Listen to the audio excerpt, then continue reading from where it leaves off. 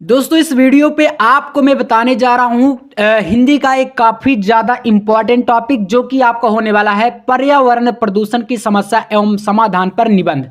काफ़ी ज़्यादा महत्वपूर्ण टॉपिक है और इस वीडियो में आपका यहाँ पर जो क्लास 10th की अगर बात करें 10वीं में आपका ये पूरा 7 नंबर का आता है और 12वीं में आपका ये पूरा 9 नंबर का। तो आज के इस वीडियो में आपका दोनों के लिए इंपॉर्टेंट यह वीडियो है। आपको पूरा निबंध अच्छे से समझ लेना है, बहुत ही आसान तरीके से और अच्छा निबंध लिखने का तरीका आपको मैं बताने वाला हूं। सबसे पहले आप निबंध की तैयार करेंगे रूपरेखा। देखिए रूपरेखा में आपको क्या क्या लिखना है, जैसे आपको जितनी हेडिंग आपको निबंध में लिखनी है उसको आप पहले यहां पर शुरू में लिख लीजिए, वही आपका होता है रूपरेखा।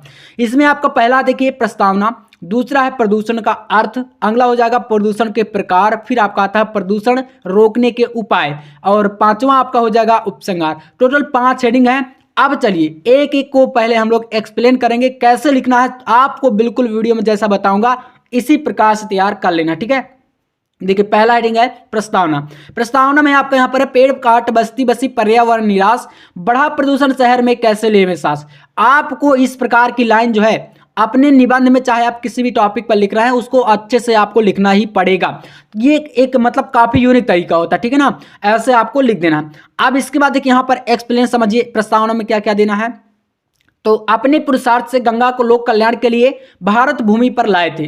गंगा का जल रासायनिक दृष्टि से अमृत तुल्य होता है, यानी अमृत के समान होता है। उसमें कभी विकार नहीं होता, बल्कि औषधीय गुणों के कारण यह कई लोगों के लिए रामबाण साबित होता है। मतलब औषधीय गुण कैसे होते हैं, जैसे गंगा का जो जल होता है वह कई जगहों से मतलब जहां से निकल के आता है, तो ऐसे काफी सारे स्थान है जहां पर कई सारी जड़ी बूटियां रहती हैं, तो उनसे वो मिलता हुआ आता है, जिस कारण से कह सकते हैं कि ये औषधीय गुण इसमें विद्यमान हो जाते हैं। तो ये इसकी प्रस्तावना है, ठीक है। अब देखिए प्रदूषण का अर्थ, क्योंकि इसमें अगर आप देखेंगे यहाँ पर सेकंड आपका दूसरा रूपरेखा में दूसरा हेडिंग प्रदूषण का अर्थ ही है, तो इसको कैसे लिखेंगे। देखिए यहां पर है प्रदूषण का अर्थ कि जीवन के लिए संतुलित वातावरण अत्यंत आवश्यक है। वातावरण के इन घटकों में हानिकारक घटकों का प्रवेश ही वातावरण को दूषित करता है, जो सभी प्राणियों के लिए हानिकारक होता है। वातावरण को दूषित करना ही प्रदूषण कहलाता है। यह प्रदूषण का अर्थ है। अगला है प्रदूषण के प्रकार। तो देखिए प्रदूषण के प्रकार में कौन कौन से लिखना है आपको यहां पर देख सकते हैं। निम्न प्रकार का होता है प्रदूषण। इसमें से आपको ऐसा नहीं करना कि प्रदूषण 2 प्रकार का होता है, 3 प्रकार, कई प्रकार का होता है। तो आप क्या लिखेंगे, वहां पर लिख देंगे कि निम्न प्रकार का होता है। जैसे यहां पर पहला है आपका जल प्रदूषण, फिर है आपका वायु प्रदूषण, अगला है ध्वनि प्रदूषण, फिर है आपका मृदा प्रदूषण।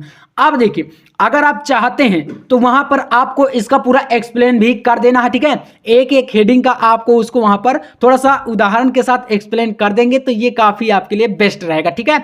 मतलब यहां पर जब एक्सप्लेन कर देंगे तो वो आपका थोड़ा सा और यहां पर बढ़ जाएगा एक पेज। तो अगर आप चाहते हैं तो कर दीजिएगा थोड़ा सा 2-2 लाइन, वो काफी बेस्ट रहेगा। देखिए इसके बाद आपका आता है नंबर 4। चौथा है आपका प्रदूषण रोकने के उपाय, क्योंकि अगर आप देखेंगे क्वेश्चन में जो आपका आएगा वो पूछेगा कि पर्यावरण प्रदूषण की समस्या और समाधान। तो समाधान में आपका यही तो आएगा कि इसको कैसे रोका जाएगा। तो यहां पर देखिए चौथा हेडिंग है प्रदूषण रोकने के उपाय। इसमें देखेंगे प्रदूषण को रोकने के लिए, ठीक है, व्यक्तिगत एवं सरकारी दोनों ही स्तर पर प्रयास किए जाने आवश्यक हैं। प्रदूषण के निवारण एवं नियंत्रण के लिए भारत सरकार ने कई महत्वपूर्ण कदम उठाए हैं। जैसे आपका पहला यहां पर हो जाएगा कचरे के निस्तारण को लेकर, वाहनों के धुएं को लेकर, और नदियों की साफ सफाई, वृक्षारोपण, ये सभी क्या सरकार जो है ऐसे कई सारे पहल जो है कर रही है, जो कि आप कह सकते हैं कि ये सरकार जो है प्रदूषण रोकने के लिए कई सारे कदम उठा रही है, ठीक है। तो ये आपका हो जाएगा, यानी कि व्यक्तिगत, यानी कि हमारा भी कर्तव्य है और सरकार तो अपनी तरफ से प्रयास कर ही रही है, ठीक है। तो ये आपका प्रदूषण रोकने का उपाय है। अगला है आपका लास्ट हेडिंग उपसंहार। इसमें कैसे लिखेंगे, देखिए यहां पर है कि सरकार प्रदूषण की रोकथाम के लिए पर्याप्त सजग है, यानी कि सरकार अपनी तरफ से पूरा प्रयास कर रही है, हमें बस थोड़ा सा उसका जो है साथ देना पड़ेगा।